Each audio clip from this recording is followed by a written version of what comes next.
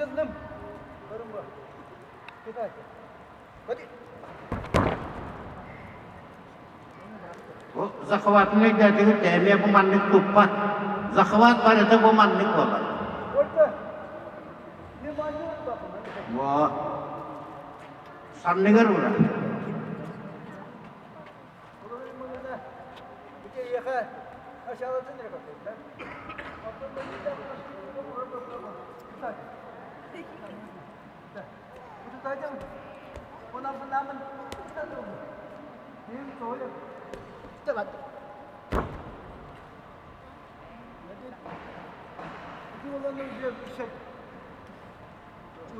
Ejda kadını da bu türede dağını bu oğullar dağını kanlık bağırır pürüyümün rabolun lozuna edileceğinler var.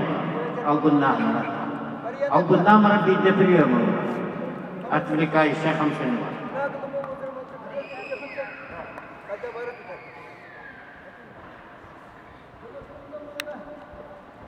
Ataka kiriye kalı bura. Ben onu çok istiyorum. Oğlum diyor Allah ki ya. Biraz mandık diye gel. Bu ne diyor? Buldum. Bu mana tur orada kını çok attan. Bakın. Kara handa bu gahada. Ne bu tatlı? Bu. Kahandaki he. Aktatlar diğer ki rahat ama